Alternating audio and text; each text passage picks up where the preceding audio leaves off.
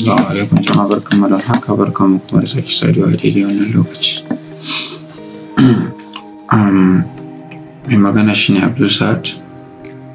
Recently mun yi analysis akan Shiba Coin wanda ban zo na yi updating ɗin kuma wanda na ce lalle zan zo yi updating ɗin kuma ba ku manta ba, wannan candle ɗin da wannan su ne waɗanda muka bari recently. Wato da ya dawo red, wayan red ɗin guda biyu ne, sai wannan ya zo ya forming. To kasuwa dai ta ci gaba da tafiya. Ga waɗanda suke ta following ɗin shi, dama na riga na zana muku ma'ana wajen nan ko wanda na ce muku muna ganin breakout na wato wannan point ɗin, we can start buying Shiba. Za mu ci gaba da siyan Shiba, mu ci gaba da holding ɗin shi. So congratulations ga waɗanda suka yi following wannan strategy na musamman.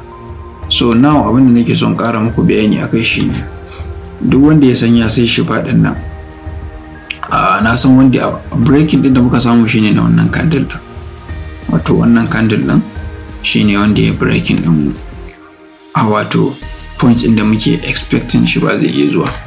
Sun ba tare da bata lokaci ba, wannan na muku point ɗin da idan ya je za a iya ƙara ɗaukar riba, a ƙara jiran wato wani tafiyar. Wannan point ɗin ko da yaushe ina gaya muku cewa is a good point. Da inda kasuwa ta je ta ki wucewa wajen nan ba ƙaramin point bane babba. So now gashi kuma yana so ya bada wani another point a nan wajajen. So tsakanin nan da waɗannan rejection candles ɗin ko wasu abubuwa da suke so su faru, waɗanda I've been following it ko da yaushe ina tafiya ma ina duba wayoyina da sauransu domin ga yanayin forming na kasuwa ina take so ta yi. So gaskiya is a good point wajen nan wanda yana nuna mun, yana signifying din na cewa za a fafata a wajen. But due to wato Bitcoin yanayin da ya yi rising jiya, ya janyo shi karan kanshi Shiba din da yake yana da holders din shi ya fara mimmiƙewa, shi ma din ya tashi ya yi sama. Amma all other altcoins din suna yin kasa ne.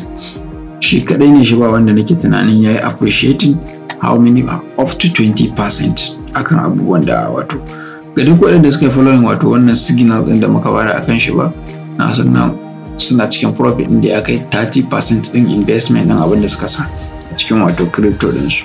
So now idan ya zama da cewa ka sai shi a 0.2849 inda muka yi magana recently, so now mutum da kai ya ƙaru da 0.31 plus, kun ga gashi nan yanayin da yake tafiya. So now wannan point ɗin kamar yadda na bayani ce za mu samu breakout, kun ga mun same shi. So abin da muke expecting shi ne wannan abu price ɗin ya je 0.3600. so idan ya zo wannan price ɗin, shi ma na san a nan za a ɗanyi ƙasa-ƙasa. Ga waɗanda suke scalping su ne su ci gaba da bin kasuwar har zuwa all time high ɗin da ya baro recently. In kana so ka sa all time high ɗin shi za mu koma daily, wannan nuna muku wani ba daily candles. A daily kun ga 0.35 ne, 0.3521, 0.3541 sorry. So now abin da yake kokari shine ya yi breaking din duk waɗannan wajaje ya ƙara yin sama. So idan har kasuwa ta crypto din za ta yi maintaining position ɗinta a waɗannan wajaje kakaf ɗinsu, so kasuwa za ta ci gaba da respecting ɗin kowane kalan wato point. Duk inda ta je duk wani point da yake da amfani, da yake da muni da price action na iya canza, to lalle za ta tsaya wannan point din a ringa fafata da ita, inda za a samu yan scalpers wato masu scalping su ringa ɗaukan profit ɗinsu. So lalle support and resistance is very important in this trading with Shiba. Sai ya zama da cewa is very very important. Yanzu na mai da shi trading biyu, na fita daga original din by the refreshing.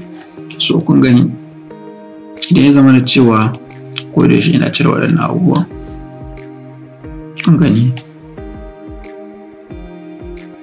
0.4973 a cikin trading biyu ga inda ya taɓa zuwa kenan. So me muke tunani ana, kun gani gashi nan 0.30 inda a cikin trading biyu muka duba a one day yana nuna ma is a blue candle da ya yi wato breaking ɗin wajen nan. So a nan babu wani abu da yake nuna mun anan face yanayin tafiyar coins, lalle coin din zai zo yi muguwar tafiya. Idan ya wata muguwar tafiya lalle mutane za a samu arziki, zai bada kuɗaɗe ba kaɗan ba. Wanda wannan karan waɗanda suke holding, waɗanda suka siyar, congratulation, waɗanda suka yi following dina suka sayar tun anan waya na cewa mutane su saida tun wannan red din, tun wannan red din, sorry, tun wannan blue din na cewa mutane su saida, tun a wannan blue din na cewa su da suka saida sai ya zo ya ƙara ba da wannan red din ya dawo nan wajajen. So a nan ne na dinga cewa mu jama'a wasu su rinka scalping suna siya da saida. Wani da ya saida a nan ya ƙara samun shi ba kusan sama da guda kusan kwata ɗin abin da ya saida ya ƙara fitowa ya ƙara sayin shi. To kun ga da ya zo nan ai kun ga ya ƙara samun riba ba kaɗan ba, ya samu riba sosai da sosai. So haka trading ɗin wato altcoins na wato Shiba yake. Idan kuna bi a hankula za ku rinka samun kuɗi da shi. Ku rinka following ɗin shi yadda nake nuna muku, insha Allah idan kuna bin shi a hankali za ku rinka samun kuɗaɗe sosai, saboda shi bai yi wani abu da yake signifying cewa za mu yi wani wato analysis akan shi na cewa ga wani wannan ba, saboda har yanzu ne kasuwar ta fara movement. Da ai da anan wajajen ake, da ai duk gaba ɗaya anan ake, tunda ta yi wannan muguwar down ɗin gaba ɗaya anan ake. So breaking da muka samu ne na nan da wannan da ya dawo ƙasa ɗin nan shi ya janyo kasuwar bata bata wani forming na wani abu na wani analysis da yake nuni da cewa a fara siyan wannan kasuwa ko kuma menene mutane su fara wato cire kuɗaɗensu. So idan kasuwa tana nuna irin wannan abubuwan dole ne a rinka haƙuri da ita, a bari me zai bada next. Abinda ake bukata shine ka ringa following na wato kasuwa ko da yaushe. Idan kana following ɗinta so insha Allah za ka zo ka rinka wato ƙoƙari kaga cewa kana samun riba inda kala following ɗinta. So insha Allah anan zamu dakata. Dole nake cewa sai an ji mutum na fito in kara kumanta subscribe na YouTube channel ɗin mu a koda yaushe, saboda dukkan waɗansu information za ku rinka samun sarai da zarar mun ɗaɗɗora. Sai an jima, goodbye.